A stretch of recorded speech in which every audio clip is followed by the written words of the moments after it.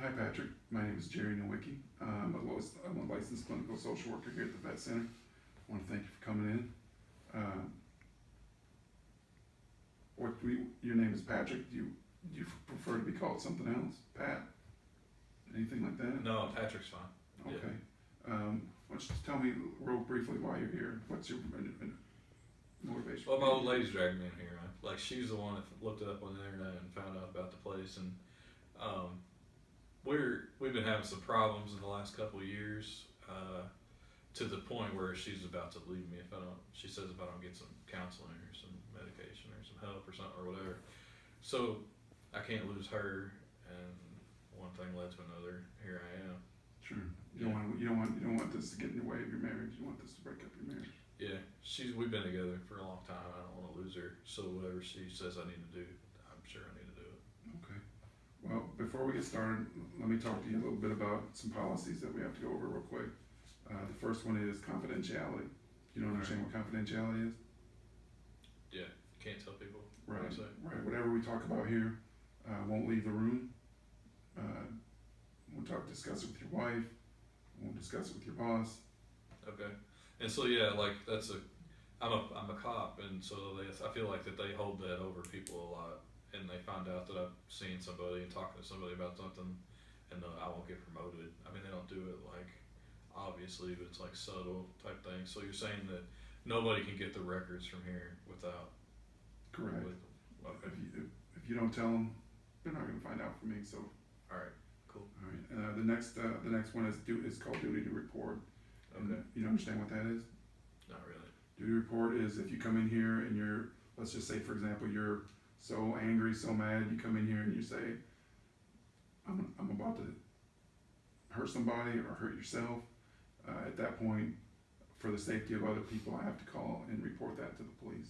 Oh yeah. All right. Okay. Yeah, I'm not gonna shoot anybody. All right. I mean, Yeah. Are you okay with those things? Yeah, that's fine. Okay. You have any questions about those? No. Okay. No. Well, you mentioned that you are kind of forced to come in here by your wife to get help with some anger issues, correct? Yeah, I guess they're anger issues. I'm just angry all the time, man. Like, I don't know. The anger has been so normal that I don't even see it as anger anymore. I'm just a raging ass, like, all the time to people. And it'll lead into things, and I don't even know it's happening until I blow up on somebody, and it's always usually her, or the kids, or somebody that I'm close to. And so I guess, yeah, since you said it like that, it is an anger issue.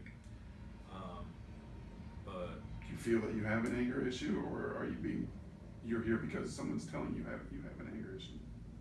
Do you understand that? yeah, I guess it's both. I don't like I said, I don't know if I have an anger issue or problem, but I do know that I'm angry all the time, and that I take it out on people, and it's an issue to her to the point where she's about to pop smoke and leave me if I don't do something about it. And so, okay, yeah, I guess I have an anger problem or an anger issue. Yeah. Well,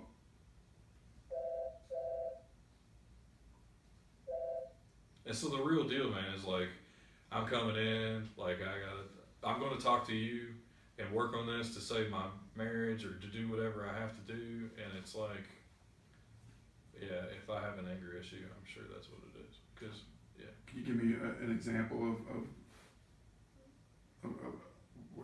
an episode maybe where Yeah, I can give you an example. I mean, I'm really embarrassed to talk about it because it's like, I'll just pop off the handle about something and not even know what it is. Like, I was at Kroger yesterday and they were out of bananas.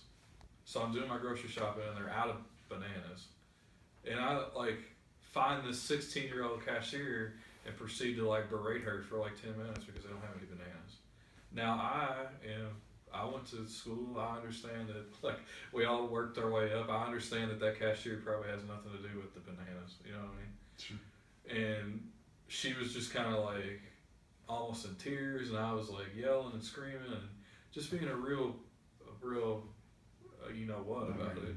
And And I got out to the car and I sat there and I smoked a cigarette and I thought about it and I was like, I just felt like crap. You know what I mean?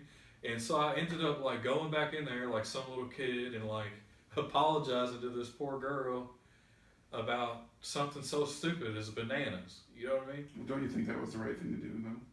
Oh yeah, it was the right thing to do, but it still made me feel like crap. Sure. Like, hey, I'm sorry, I'm twice your age, and I just came in here and acted like a complete dumbass, and like over something that I know I'm fully aware that you have no control over. Like she's like, you know what I mean, like sliding these groceries across the thing, and like here I am like screaming and yelling at her about some bananas. Yeah, and I do that to my wife all the time. Like, you know, why don't we have any damn aluminum foil? You know what I mean? Like, and it's just one of those things, man. I don't know why I do it, but I do it. And now that I'm talking about it, yes, it's a problem. Yeah. Let's for a second. Let's talk about how far back do you think that this has been a problem? Do you remember when the anger became an issue? Well, it's really only a problem when I get in trouble for it. Like I drink quite a bit, and so I'll get pissed off about something at work, or you know, I'm an FTO, a training officer, and one of the rookies will do something, and it'll make me mad, and I'll hold on to it until I get home, and then I'll have a couple of glasses of bourbon, and you know, play with the dog or whatever around the garage, and like I'll get over it, or I'll keep it, I'll hang on to it, and it won't blow up. But sometimes when I have more than 2 or 3 glasses of bourbon, I start to be a raging butt, and there I am at home taking it out on her and the kids, and so then we got to get into this thing like, why do you drink so much, and why are you so mad all the time? Why are you taking that on me? And it's always about something stupid, Jerry. It's always about something like, you know, meatloaf again. You know what I mean? Sure. Like, why are we doing this? I have no idea. But so. Well, how long do you think? How long has the anger been an issue? I'm always angry, man. I was in the infantry. They're all like, I was in the infantry, and we went to Iraq, and like, I got out of the infantry, and I was pissed off about that, and like, you know, they screwed me over when I got out, and here I am. I got into the police force, and they're acting like I'm fresh off the street when I've been around the world 4 times. I've been in 5 different combat zones, and they want to talk to me about be nice to the civilians, like don't hit them with your baton, like et cetera, et cetera. And so I got into some trouble with that at work, and like being too rough and aggressive with people I arrest. Like, So it sounds like what you're saying is it's been an issue for quite a while. Yeah. Since you were in the Army. Yeah, probably so. Have you ever tried to get any help for this anger before, or is this your first? I'm 11 Bravo. You know what I'm saying? Like, charge the hill. Like, we don't talk about that sort of thing. I'm sure as hell not coming to the Wizard. You know, they'll talk about my problems but it's gotten to the point, like I said, that whatever I have to do to keep her is what I'll do. Okay. And so, if it's come talk to you, go whatever I gotta do, as long as I don't lose my job. If I gave you a scale of 1 to 10, how severe do you think your anger is? Well, it teeters around all the time. It's around a 7, but then I'll have a banana episode and it'll be at 11. You know what I mean? So would you consider yourself? Do you consider what you deal with a problem? The consequences are a problem.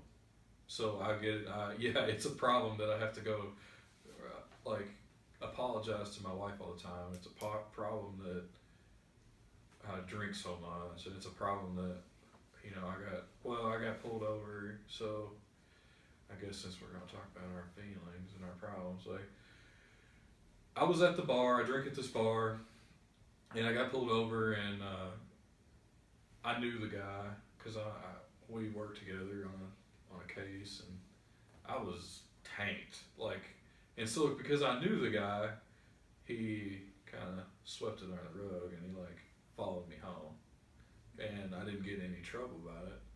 But had that been somebody else, I could have gotten in a lot of trouble, even more, and like had maybe got in trouble at work and done that sort of thing. And I get the stuff at work, like, why do you smell like booze, and you know, things like that. But that's kind of like the military, is that they'll just keep that under wraps as long as you don't get in any real trouble with the civilians and stuff. It sounds like you've had a lot of success. I mean, it takes a lot of work to become a cop, and it takes a lot of work, I think, in my opinion, to stay a cop. Yeah, it's just real stressful to me to have to deal with the new people all the time and to deal with that, and but yeah, it's hard to become a cop or to stay a cop. So it sounds like, I mean, it sounds like this isn't really holding you back, but it sounds like if you dealt with it, you might be able to move. Yeah, probably move so. ahead. I haven't had any real consequences other than that my wife is getting ready to leave me. Yeah. Do you have any sort of other friends that you talk to, or coworker, partner, Not really. parents that you talk to at all about this? No. Maybe I'll get that from coming in here. I don't know, but like I said, I'll give it a shot, whatever it takes. Because I think that the demands of your everyday job could really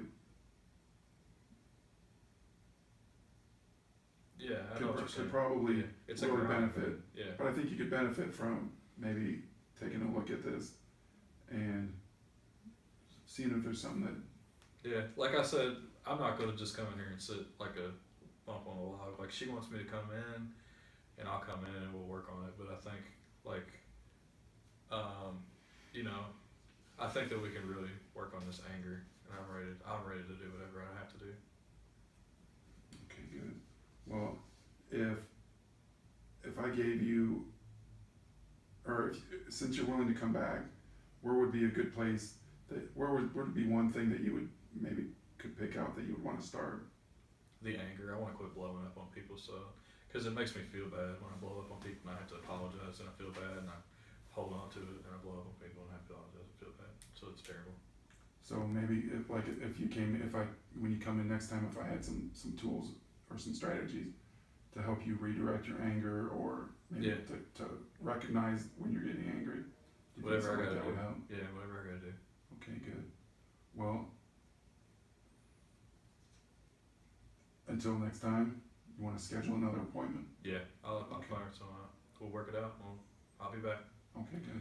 I guess now's the time I gotta do it, you know what I mean? Sure. And so this place is pretty cool. You guys are all vets and whatever. We'll do it. Good. Alright? Thanks, Patrick. Yeah.